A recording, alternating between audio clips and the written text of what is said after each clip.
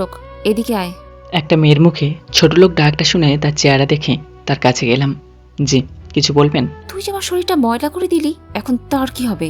আমি একবার বললাম তো আমি ইচ্ছে করে কাজটা করিনি, তাহলে কেন আমাকে এইভাবে হয়রানি করছেন? ছোট লোকের বাচ্চা, তোর সাহস কি করে হয় যে আমার মুখের উপর রাগ দেখিয়ে কথা বলার?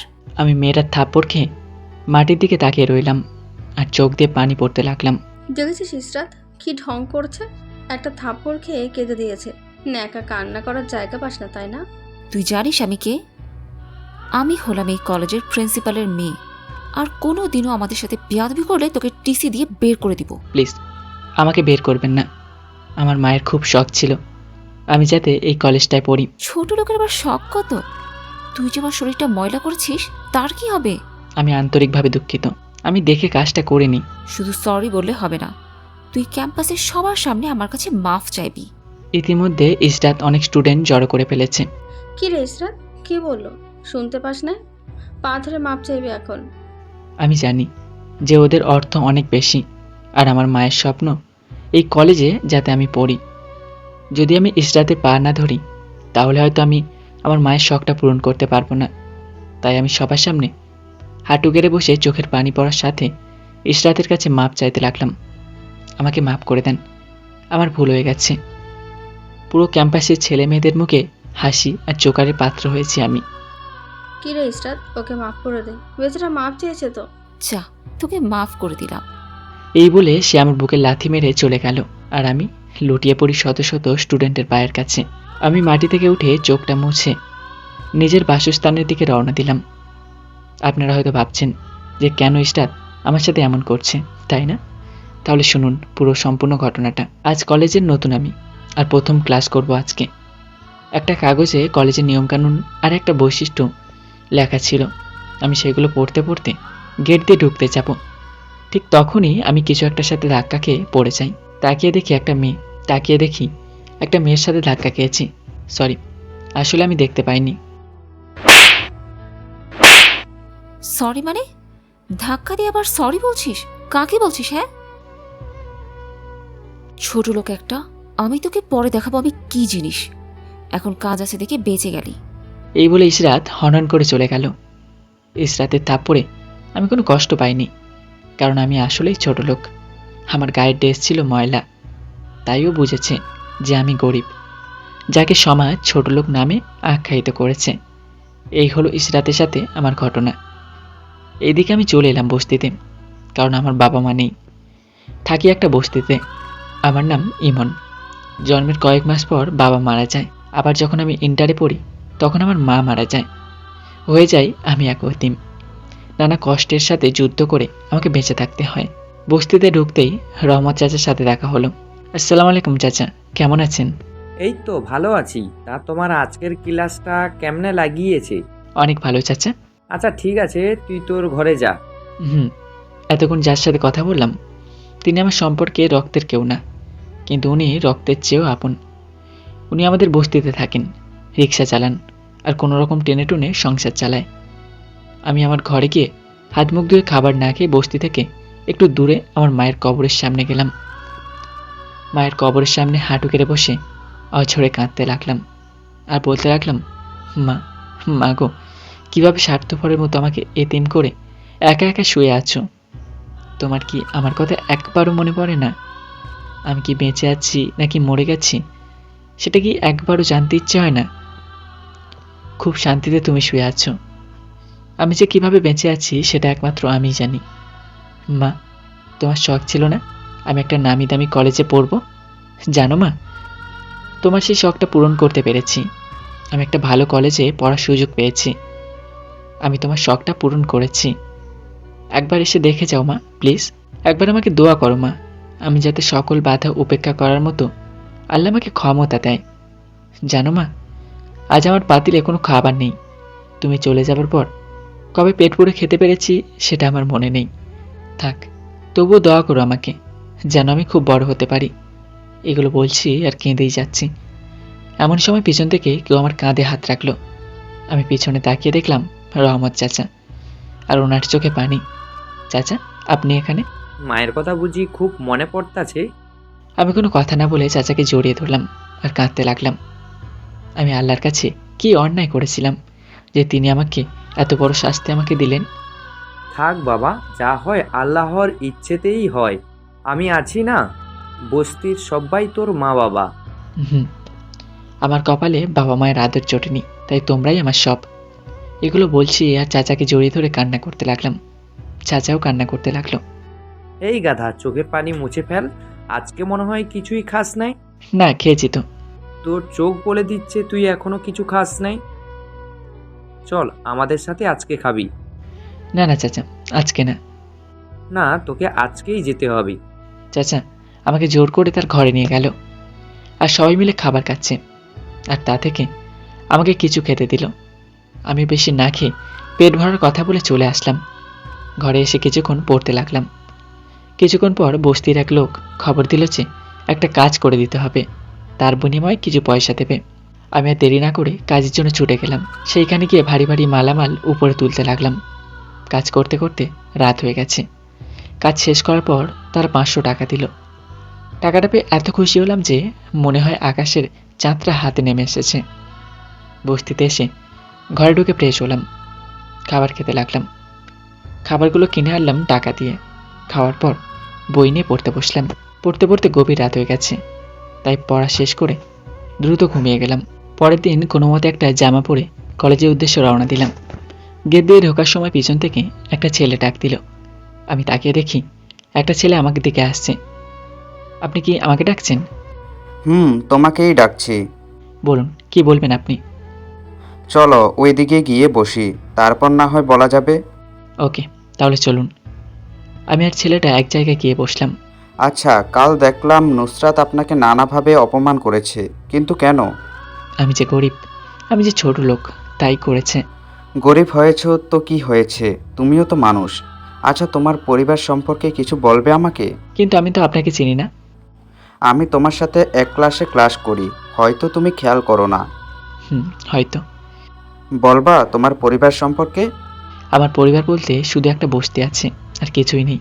মানে? শুনতে চান আমার জীবনের সুখগুলো? যাই। তাহলে শুনুন। ছেলেটিকে সব বলে দিলাম। ছেলেটি আমার কথা শুনে তার চোখ দিয়ে পানি পড়তে লাগলো। কি হলো, আপনার চোখে পানি কেন? না, এমনি। তুমি এত কষ্ট করে পড়াশোনা করো কিভাবে? সবই আমার নিয়তি। তো আজ থেকে আমি তোমার ফ্রেন্ড, তুমি কি আমাকে ফ্রেন্ড বানাবে? আপনি আমার মতো ছোট লোকের সাথে ফ্রেন্ডশিপ করলে আপনাকে অনেক অপমানিত হতে হবে। কেউ আমাকে কিছু বলবে না। তুমি রাজি কিনা ফ্রেন্ড হতে? ওকে, তা তোমার নাম পরিচয় তো কিছুই জানি না। আমার নাম তানভীর, আর আমার বাবা একজন ব্যবসায়ী। ও, আজ থেকে আমাদের ফ্রেন্ডশিপের মাঝে শুধু তুই থাকবে, তুমি আর আপনি মুছে যাবে। ওকে। চল এখন ক্লাসে চল। চলো। আমি আর তানভীর ক্লাসের দিকে হাঁটা ধরলাম। দূর থেকে গতকালের মতো ইসরাত আবারও ডাকছে। দোস্ত, তুই আজকে যাস না, ওরা তোকে অপমান করবে। গেলে আমাকে অপমান করবে, আর না গেলে আমার বাবা মাকে করবে। আর আমি চাই না আমার জন্য আমার বাবা মাকে কেউ অপমান করুক। প্লিজ তবুও যাস না।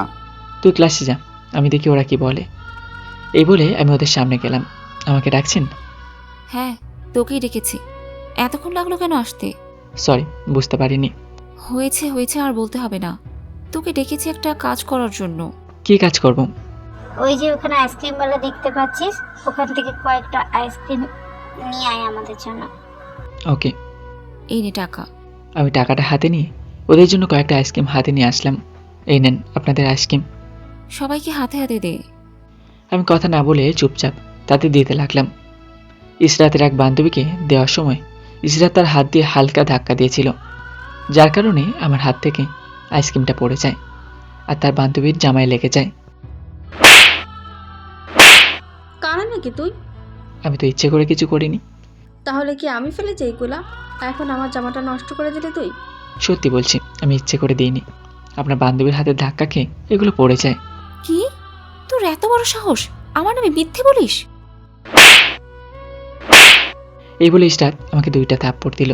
ওদের থাপ্পড় খেয়ে সাথে সাথে চোখ অন্ধকার হয়ে যাবে মনে হচ্ছে, তবুও আমি চুপচাপ গালে হাত দিয়ে দাঁড়িয়ে আছি। কোথায় থেকে যে পাগলগুলো আসে পড়ার জন্য বুঝতেই পারছি না। এখন আমার কি হবে? এই, তুই তোর শার্ট খোল। শার্ট খুলবো কেন? এত প্রশ্ন করিস কেন? খুলতে বলেছি তুই খুলবি, এত কথা শুনতে পারবো না। ইসরাতের থাপ্পড় খেয়ে মনে হয়েছে ঠোঁট ফেটে গেছে, কারণ অনেক জ্বলছে আর ব্যথা করছিল ঠোঁট দুটি। আমি আমার শার্ট করলাম। গতকালের মতো আজকেও সবার হাসির পাত্র আমি হলাম। সবাই আমার দিকে তাকিয়ে তাকিয়ে হাসছে। আমি শার্ট খুলে দাঁড়িয়ে আছি। কি রে, দাঁড়িয়ে আছিস কেন? ওর জামাটা পরিষ্কার করে দে। না না, আমি পরিষ্কার করতে পারবো। ও আমার শরীরে হাত লাগালে আমার শরীরটা ময়লা হয়ে যাবে আবার। সেটাও ঠিক। আজকে যেই ভুলগুলো করেছিস সেইগুলো যাতে আর না করিস, সেই দিকে নজর রাখবি। হুম। শার্টটা গায়ে দে আর এখান থেকে এখন যা। আমি শার্টটা গায়ে দিয়ে ক্লাসে আসলাম। দেখি তানভীর আমার জন্য জায়গা রেখেছে। কি রে, আমাকে রেখে চলে এলি যে? কি করব দাঁড়িয়ে দাঁড়িয়ে? তোর অপমানগুলো দেখবো? কেন, সবাই দেখতে পারে, তুইও দেখবি। কিরে, তোর গালে এগুলা কিসের দাগ? আর তোর ঠোঁটটা কাটলো কিভাবে? তার নাই বা প্রকাশ করলাম। আচ্ছা বাদ দে এসব কথা। একটু পর ইসরাত আর তার ফ্রেন্ডরা আসলো। আমি আর তানভীর চুপচাপ রইলাম। এই, তোরা জানিস ছোট লোকদের এটা কি শখ থাকে? ইসরাত এইসব আমাকে শুনে শুনে বলতে লাগলো, আর তাদের ফ্রেন্ডরা তার উত্তর দিতে লাগলো। কেন, তারা ছোট লোক হলেও কি হয়েছে? তাদের শখ থাকতেই পারে। ঠিক বলেছিস, যেটাকে বলে ছেঁড়া চুলে খোপা বাঁধা। এইসব ছোট লোকদের দেখলে খুব মেজাজ গরম হয়ে যায়। আরে ছোট লোকরা তো আমাদের দয়ার মাধ্যমে চলে। ঠিক বলেছিস, আমরা যদি ওদের দয়া না করি তাহলে ওরা যে না খেয়ে মরবে। ইসরাত আর ওর ফ্রেন্ডদের কথা শুনে মেজাজ খুব খারাপ হতে লাগলো।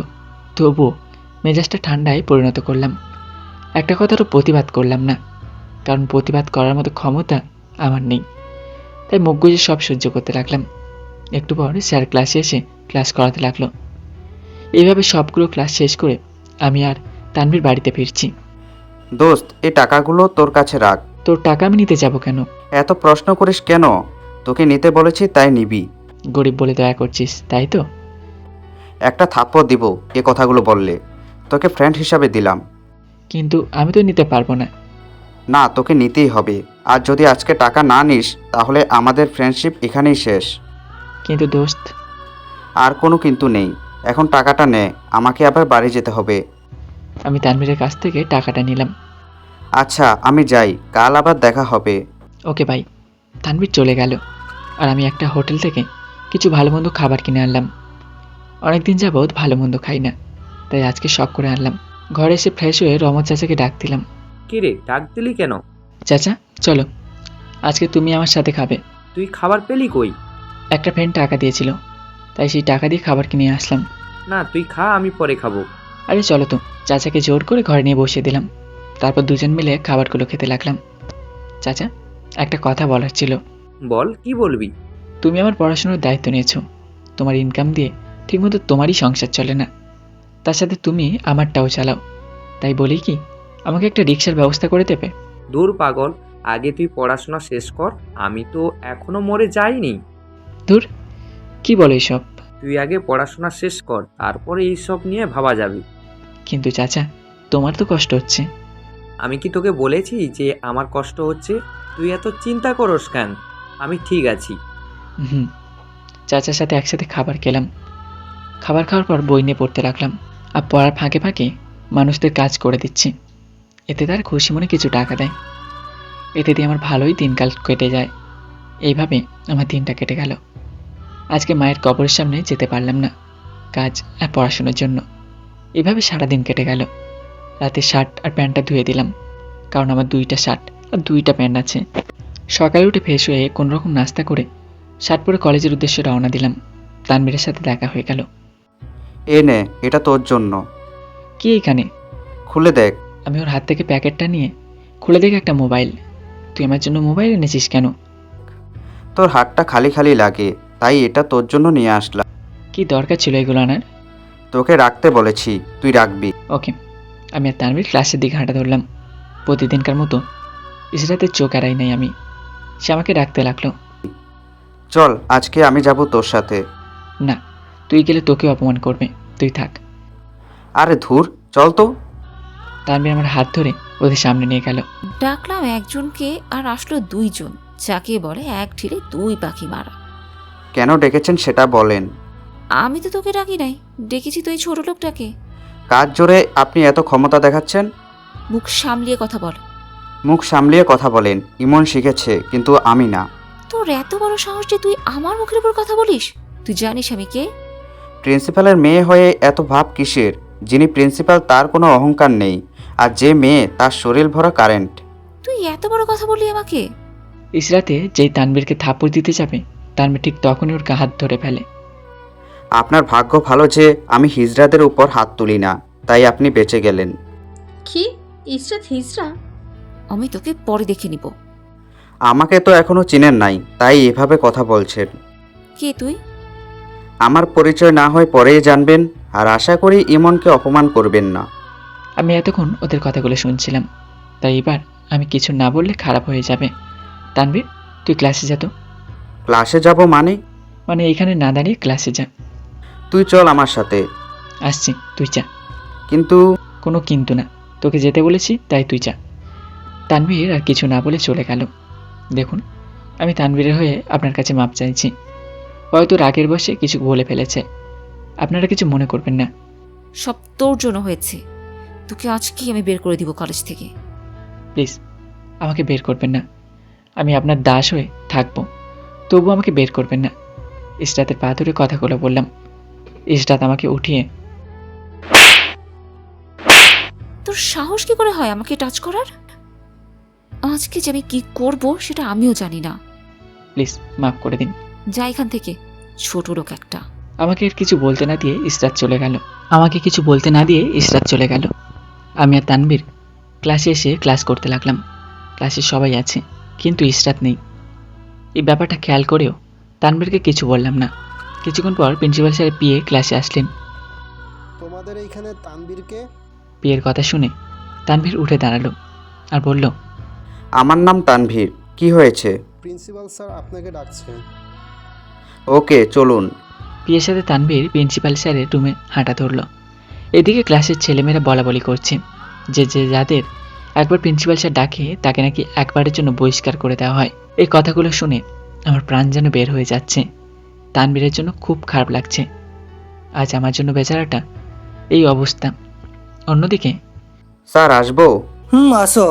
তানবীর প্রিন্সিপালের রুমে ঢুকে দেখে ইসরাত এক কোণে দাঁড়িয়ে আছে।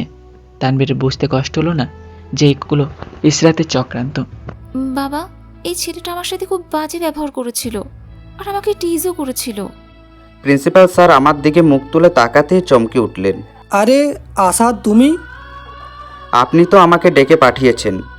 ইসরাত বলল যে তুমি নাকি ওকে টিজ করেছো।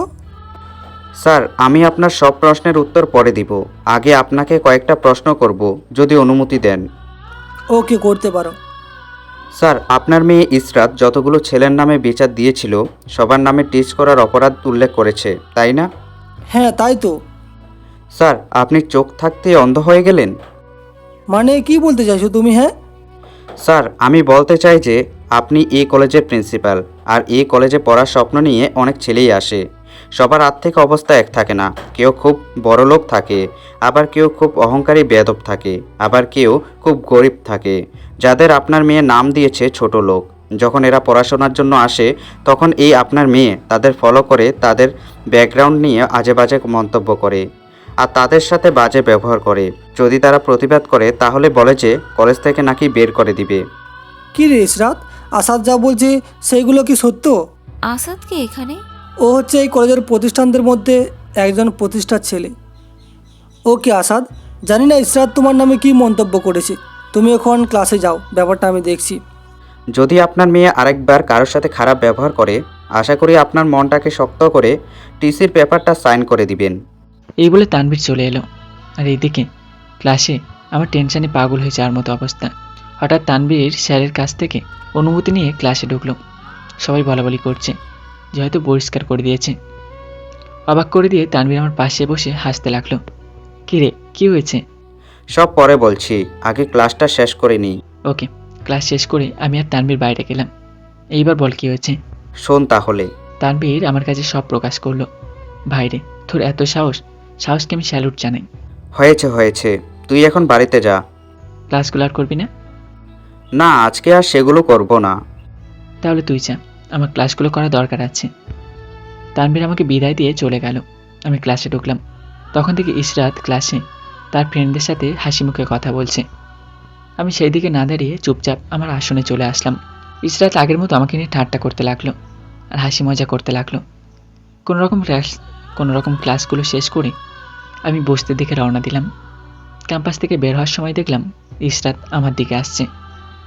আমি দেখেও না দেখার ভান করে আছি, চুপচাপ হাঁটতে লাগলাম। হঠাৎ সে আমার গায়ের সাথে ইচ্ছে করে ধাক্কা খায় আর নিজেই মাটিতে পড়ে যায়। ইসরাত মাটি থেকে উঠেই, তোর সাহস কিভাবে হলো যে তুই আমাকে ধাক্কা দিয়েছিস? আমি তো ইচ্ছে করে ধাক্কা দিইনি, আপনি তো দেখলাম ইচ্ছে করে ধাক্কা দিয়ে পড়ে গেলেন। তুই নিজে ধাক্কা দিয়ে এখন আমার নাম দিচ্ছিস? ইসরাতের থাপ্পড় খেয়ে কাটা জায়গাটা দিয়ে আবারও রক্ত পড়তে লাগলো। তবুও আমি চুপচাপ দাঁড়িয়ে আছি। একবার তোকে শিক্ষা দিয়েছিলাম, তোর সেটা মনে নেই? এমন সময় ইসরাতের ফ্রেন্ডরা ওর কাছে আসলো। কি হয়েছে ইসরাতে এখানে? এই ছোট লোকটা আমাকে আবার ধাক্কা দিয়ে ফেলে দিয়েছে। ওর সাহস দেখলে আমরা অবাক হয়ে যাই। ওকে আগেও একবার করেছিল, উচিত শিক্ষা দিয়েছিলাম, এখন আবার করেছে। দেখিস না, এখন আবার শিক্ষা দিয়ে রক্ত বের করে দিয়েছি। এতে ওর শিক্ষা হবে না। আচ্ছা, এখন না এটার শাস্তি, ওকে কাল দিব। সেটাই ভালো। ইসরাত তো তার ফ্রেন্ডরা চলে গেল আমার সামনে থেকে। আমি বস্তিতে ঢুকতেই রহমত চাচার সাথে দেখা। কিরে, তোর এই অবস্থা কেন? কই, কি হয়েছে আমার? তোর মুখে রক্ত কিসের?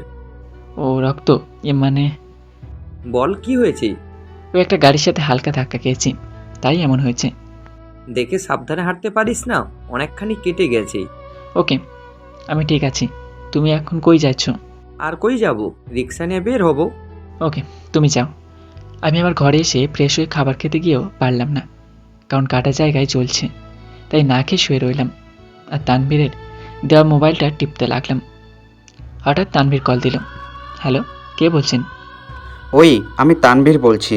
খিরে, তুই কি মোবাইলের ভিতর সিম কার্ড দিয়েছিলি নাকি? কেন তুই দেখোস নাই? মাত্র দেখলাম। কি করস এখন? শুয়ে আছি, কি আর করব। খাবার খেয়েছি? মাত্র খেলাম। ওকে বাই, পরে কথা বলবো। মাত্র কল দিবি, আবার কেটে দিবি। তোর খবর নেওয়ার জন্যই কল দিয়েছি। কিছু বলবি তুই? না, কি বলবো। Okay bye. বাই। কল কেটে দিয়ে একটু ঘুমানোর চেষ্টা করলাম। পেটের ক্ষুধার জ্বালায় ঘুম আসছে না, তাই উঠে ব্যথাকে উপেক্ষা করে কিছু খাবার খেয়ে নিলাম। খেয়ে ঘুমিয়ে গেলাম। বিকেলে ঘুম থেকে উঠে অজু করে মায়ের কবরের সামনে গিয়ে কবরটা জিয়ারত করে আসলাম। কিরে, কবর জিয়ারত করছিলি বুঝি? তোর মায়ের দোয়া আর আমাদের ভালোবাসা তোর সাথে সব সময় ছিল, আর আছে, আর থাকবি। আজকে রিক্সা নিয়ে বের হলে না? গিয়েছিলাম, হঠাৎ করে শরীরটা খারাপ লাগছিল, তাই আজকে আর চালামো না। কেন, কি হয়েছে তোমার? মাথাটা ঘুরাচ্ছিল। এখন ঠিক আছে তো? এখন ঠিক আছি, আগের থেকে একটু ভালো আছি। বেশি খারাপ হলে রিক্সা চালানোর দরকার নেই। একটু পর রাত হয়ে যাইব, তুই এখন ঘরে গিয়ে পড়তে বস। ঘরে এসে পড়ার সময় একজন বলে গেল একজনের বাসা পাল্টাচ্ছে, সেখানে কিছু লেবার লাগবে। আমি পড়া বন্ধ করে সেখানে গেলাম। গিয়ে তাদের মালামালগুলো এক জায়গা থেকে আরেক জায়গায় নিয়ে যেতে লাগলাম। কাজ করতে করতে রাত হয়ে গেছে, তাই তারা আমাদেরকে রাতে খাবার দিয়েছিল আর সাথে কিছু পারিশ্রমিক দিয়েছিল। আমি সেইগুলো এনে ঘরে এক জায়গায় রেখে দিয়েছি। বই খুলে আবার পড়তে লাগলাম। পড়া শেষ করে গভীর রাত হয়ে গেছে, তাই দেরি না করে ঘুমিয়ে পড়লাম। সকালে হালকা কিছু খেয়ে কলেজের জন্য রওনা দিলাম। ক্যাম্পাসে আমি আর তানভীর হাঁটাহাঁটি করছি। এমন সময় ইসরাত ও তার ফ্রেন্ডরা আমাকে ডাকতে লাগলো।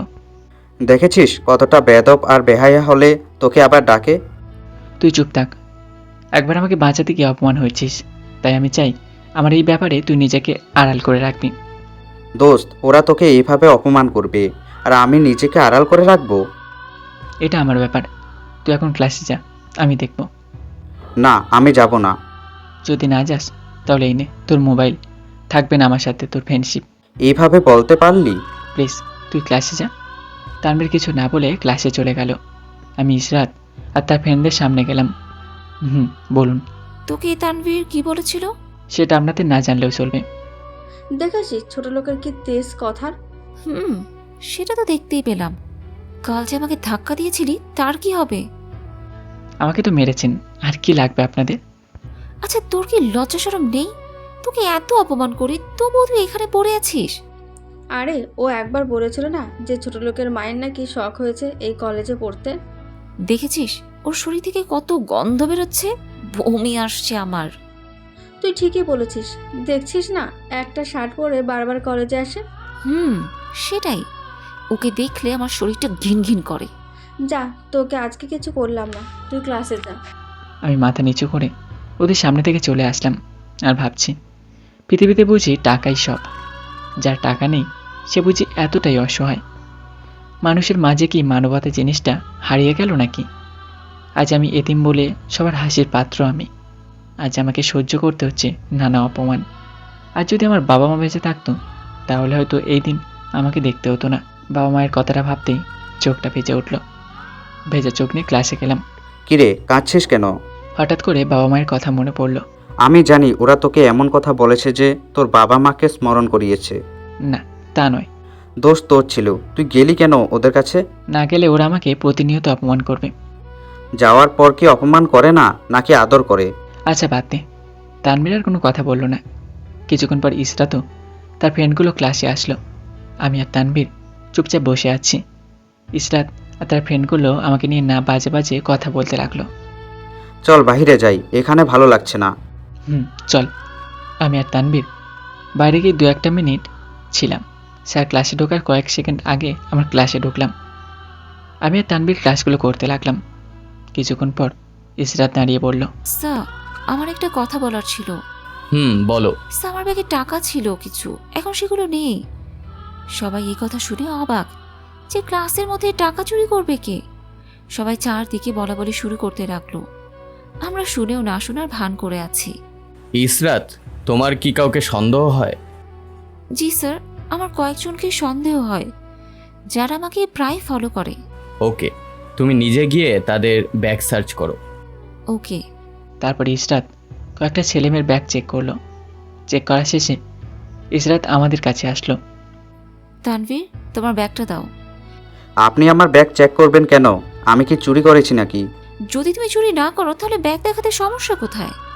তবুও আপনাকে আমি আমার ব্যাগ দিব না। স্যার, তানভীর ব্যাগ দেখাতে অস্বীকার করছে। কি হলো তানভীর? ওকে ওর কাজটা করতে দাও। Okay sir. তানভীর ইসরাতকে ব্যাগটা দিয়ে দিল। ইসরাত পুরো ব্যাগটা চেক করলো কিন্তু টাকা পেল না। তানভীরের ব্যাগ চেক করার পর ইসরাত আমার ব্যাগটা চাইলো। এই, তোর ব্যাগটা দে। আমি কোনো না কথা বলে ব্যাগটা দিয়ে দিলাম। ইসরাত আমার ব্যাগটা ভালো করে চেক করতে লাগলো। কিছুক্ষণ পর সে তার হাতটা আমার ব্যাগ থেকে বের করলো আর সাথে কিছু টাকাও বের করলো।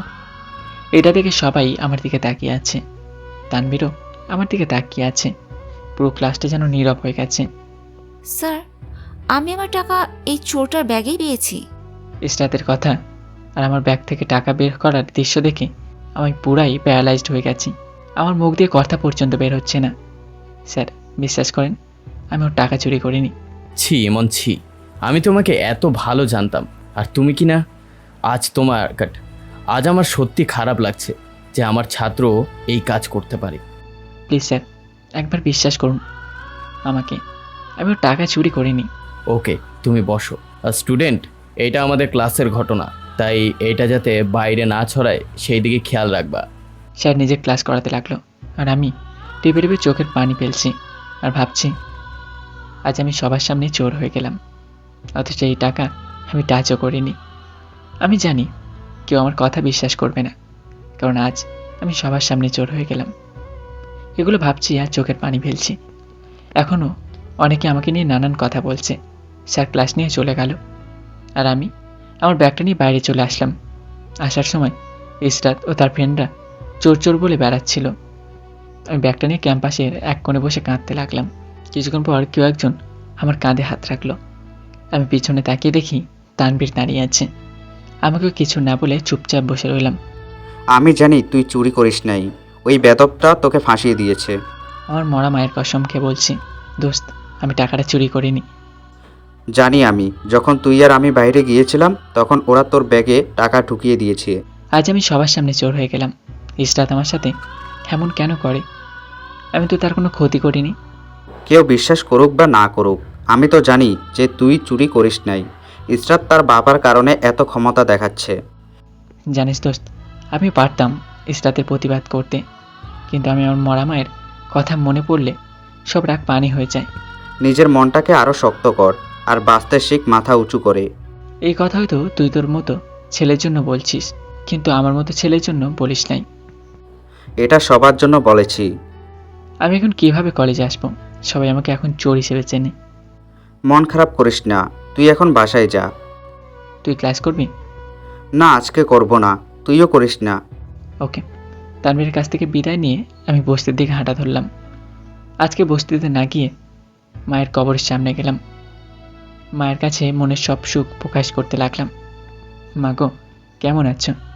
জানি না তুমি কেমন আছো, তবে আমি খুব ভালো আছি, কারণ আমার প্রতিটা শ্বাস প্রশ্বাস সাথে কষ্ট মিশে আছে।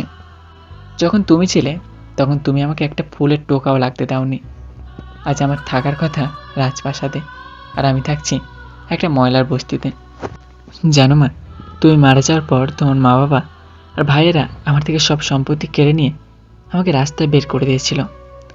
এতে আমার কোনো কষ্ট নেই, কারণ আল্লাহ আমাকে মাথা লোকোয়ার মতো জায়গা দিয়েছে। আজ অভাবের কারণে আমি চোর হয়েছি, যেটা ছিল আমার নামে মিথ্যা অপবাদ। মা গো, তুমি তো কখনোই আমাকে চুরি করতে শেখাওনি, তাহলে আজকে কেন আমি সবার সামনে চোর হলাম? কেন সবাই আমাকে নিয়ে হাসতে লাগলো? তুমি আমাকে কেন একা রেখে গিয়েছো? থাক, আর কিছু বলবো না। আল্লাহ সাথে তোমাকে জান্নাতুল ফেরদৌস দান করে সেই দোয়া করি। এই বলে মায়ের কবরটা ধরে কাঁদতে লাগলাম। এইভাবে কতক্ষণ কেঁদেছিলাম মনে নেই। কবরের কাছ থেকে উঠে মাকে বিদায় দিয়ে বস্তির গলিতে ঢুকতেই চাপা কান্না ভেসে আসতে লাগলো। ভালো করে আওয়াজটা খেয়াল করলাম। আওয়াজটা রহমত চাচার ঘর থেকে আসছে, তাই দেখার জন্য রহমত চাচার ঘরে ঢুকলাম। দেখি চাচা বিছানা মুমূর্ষু হয়ে শুয়ে আছে, আর চাচি আর তার ছেলেমেয়েরা কাঁদছে। এটা দেখে আমি দ্রুত চাচার কাছে গেলাম। চাচার অবস্থা দেখে আমারও চোখ দিয়ে পানি পড়তে লাগলো। চাচার কি হয়েছে? তোর চাচা কাল বলেছিল তার নাকি শরীর খারাপ, আর আজকে হঠাৎ করে জ্বর আসলো। আমি চাচার শরীরটা ধরে চমকে উঠলাম। চাচার শরীরটা জ্বরে পড়ে যাচ্ছিল। চাচাকে একটা হাসপাতালে নিয়ে যেতে হবে। আমার কাছে তো কোনো টাকা নেই বাবা, কিভাবে নিব? সেটা নিয়ে আপনাকে ভাবতে হবে না। আগে বলুন চাচার রিক্সাটা কোথায়? ওই 2 নম্বর গলিতে রাখা আছে। ওকে, আমি রিক্সাটা নিয়ে আসছি, আপনি চাচাকে একটু টেনে তুলুন। আমি ব্যাগটা রেখে রিক্সা নিয়ে আসলাম, আর চাচাকে রিক্সা বসিয়ে একটা ছোট্ট হাসপাতালে নিয়ে গেলাম। এখানকার ডাক্তাররা তাদের ট্রিটমেন্ট চালিয়ে যাচ্ছে। চাচাকে একটা ইঞ্জেকশন দিয়ে রেখেছে। আমি চাচিকে চাচার পাশে বসিয়ে দিলাম। দুপুরে তো মনে হয় কিছু খাননি। খেয়েছি আমরা সবাই, তুই তো খাস নাই। তোমাদের মুখ দেখে তো বোঝা যাচ্ছে না যে তোমরা খেয়েছো। আপনারা চাচার কাছে থাকেন, আমি আসছি। আমি বাইরে গিয়ে ওদের জন্য খাবার কিনে আনলাম। চাচি আমার আর অপু মিলে খাবারটা খেয়ে নিল। চাচি, আপনি আর অপু মিলে খাবারটা খেয়ে নিন। তুই খেয়েছিস তো? আমি পেট পুরে বাইরে থেকে খেয়ে এসেছি। আর এই নাম্বারটা রাখেন, এটা আমার নাম্বার। কিছু দরকার হলে ফোন করে বলবেন। কেন, তুই কই যাচ্ছিস? সেটা আপনার জানতে হবে না, আপনি শুধু চাচার খেয়ালটা রাখবেন। আচ্ছা। আমি বাইরে একটা নিরিবিলি জায়গায় আসলাম আর ভাবতে লাগলাম। আর সারাদিন পেটে কিছু পড়েনি। চাচার মেডিসিন আর খাবারের পিছনে সব টাকা খরচ হয়ে গেল। এখন কি করব? মাথায় কিছু ঢুকছে না। কোথা থেকে টাকা রোজগার করব? কিছু বুঝতে পারছি না। আচ্ছা, চাচা রিক্সাটা চালালে তো কিছু টাকা জোগাড় হবে। তাই 7-5 কিছু না ভেবে চাচা রিক্সাটা নিয়ে বেরিয়ে পড়লাম। সারাদিন রিক্সা চালালাম। রাতে বাইরে অল্প কিছু খেয়ে ওদের জন্য কিছু খাবার নিলাম। চাচার কেবিনে গিয়ে দেখি চাচার জ্ঞান এসেছে। চাচা, আপনার এখন কেমন লাগছে? ভালো লাগছে, কিন্তু তুই কোথায় গিয়েছিলি? গিয়েছিলাম একটু বাইরে। আমার জন্য এত কষ্ট কেন করতে গেলি? কি পাগলের মতো বলছো? আমি আবার কিসের কষ্ট করলাম? তুই আজ সারাদিনে খাবার খেয়েছিস? মাত্র খেলাম, আর আপনাদের জন্য নিয়ে আসলাম। তুই টাকা পেলি কোথা থেকে? সে মানে, বল, কোথায় পেলি? তোমার রিক্সা চালিয়েছিলাম সারাদিন। তুই রিক্সা চালিয়ে আমার জন্য এসব করেছিস? এই বলে চাচা কেঁদে দেয়, সাথে চাচিও কাঁদতে থাকে। বাচ্চাদের মতো কাঁদছেন কেন? কান্না থামান। দেখছস এই ছেলে আমার জন্য কি কি করেছে। এখন বেশি কথা না বলে চুপচাপ খেয়ে নিন, আমাকে আবার বস্তিতে ফিরতে হবে। ওকে, তুই গিয়ে পড়তে বস। কোনো সমস্যা হলে আমাকে জানাবেন। আচ্ছা জনাব। তারপর আমি চলে এলাম বস্তিতে। হাসপাতাল থেকে বস্তিতে চলে আসলাম, আর কিছু টাকা চাচির হাতে দিয়ে আসলাম। বলা তো যায় না কখন দরকার পড়ে যায়। বস্তিতে এসে ঘরে ঢুকে পড়তে লাগলাম। আজ সারাদিন কাজ করতে করতে পড়ার দিকে মন দেওয়া হয়নি, তাই পড়া শেষ করে প্রায় রাত পেরিয়ে যাবে। পড়া থেকে উঠে আর ঘুমালাম না, হালকা রেস্ট নিলাম। সকালে উঠে না খেয়ে কলেজে চলে গেলাম। কেন জানি না আজ কলেজে যেতে মন টানছে না, কারণ আমি যে সবার কাছে চোর হয়ে গেলাম। লজ্জার কারণে ক্যাম্পাসে আড্ডা দিলাম না। আমি আর তানবীর চলে আসলাম ক্লাসে। কেউই আমার দিকে তেমনভাবে তাকাচ্ছে না, বা কেউ আমাকে নিয়ে কোনো মন্তব্য করলো না। আমি ক্লাসে এসে তানভীরের সাথে কথা বলতে লাগলাম। এমন সময় ইসরাত আর তার বান্ধবীরা ক্লাসে ঢুকলো। আমি আর তানভীর কথা চালিয়ে গেলাম। দেখেছিস, চোর চুরি করে আবার কলেজে আসে। সেটাই তো দেখতে পাচ্ছি, চোরের লজ্জা শরম নেই। ঠিক বলেছিস, আমি হলে কবেই কলেজ ছেড়ে চলে যেতাম। আর চোর চুরি করেও কলেজে আসে। ওদের কথায় এত কষ্ট লাগলো যে চোখের অবাধ্য পানি আর নিয়ন্ত্রণে থাকলো না, টপ টপ করে বেরিয়ে পড়তে লাগলো। আমার কাছে মনে হচ্ছে এগুলো পানি পড়ছে না, বরং আমার বুকের ভেতর লুকিয়ে থাকা কষ্টগুলো পানিতে পরিণত হয়ে বের হচ্ছে। শুনেছি ছোট লোকেরা নাকি পরিশ্রম করে খায়, তাহলে আবার চুরি শিখলো কবে থেকে? যখন তারা কোনো কাজ পায় না তখন কিভাবে চুরি করবে, আবার কিভাবে চিন্তা করবে সেটা নিয়ে ভাবতে থাকে। যা বলেছিস। ওদের কথাগুলো আমার কাছে বিষাক্ত সূচের মতো লাগছে, যে এটা আমার কলিজাটা ভেদ করে চলেছে। যদি ওদের মতো ছোট লোকের এতই টাকার প্রয়োজন হয়, তাহলে আমাদের কাছে আসতে পারে, আমরা তাদের ভিক্ষা দিয়ে দেব। তাও যেন তারা চুরি না করে। আমি আর সহ্য করতে না পেরে ক্লাস থেকে বেরিয়ে গেলাম। বেরিয়ে অষ্টমে গিয়ে চোখের পানি দিতে লাগলাম। কিরে, চোখের জল লুকানোর চেষ্টা করছিস? তাছাড়া আর উপায় কই বল? দোস্ত, একদিন তুই দেখবি ইসরাত তার সব ভুল বুঝতে পারবে, আর সেই দিন সে মাপ চাইবে তোর কাছে। দরকার নেই আমার কাছে মাপ চাওয়ার, শুধু আমাকে অপমান করা ছেড়ে দিলেই হবে। আমার আর কিছু লাগবে না। সেই দিন হয়তো আর বেশি দূরে নয়, তুই একটু অপেক্ষা কর। এখন ক্লাসে চল। চল। আমি আর তানবীর ক্লাসে গেলাম। আমরা ক্লাসে ঢোকার 1 মিনিট পর স্যার ক্লাসে আসলো। স্যার ক্লাসটা করাতে লাগলো। আমি মন দিয়ে ক্লাসটা করলাম। ক্লাস শেষ হতেই আমি ব্যাগটা নিয়ে বাইরে আসার সময়, কিরে, কই যা?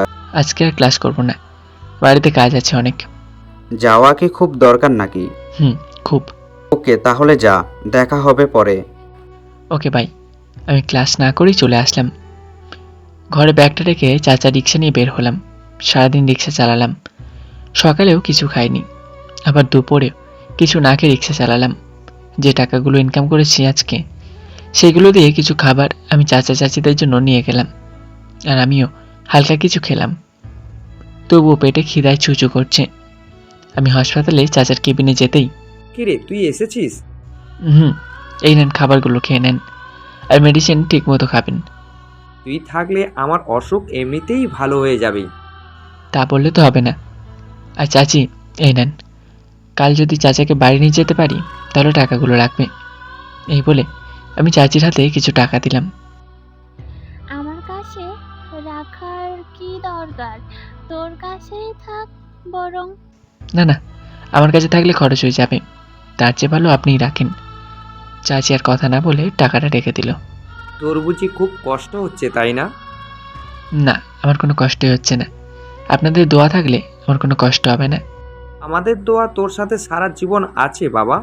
তোকে দোয়া করি আল্লাহ যাতে তোকে অনেক বড় করি। আচ্ছা চাচা, আমি যাই, কাল আবার আসবো। ওকে, তুই যা এখন।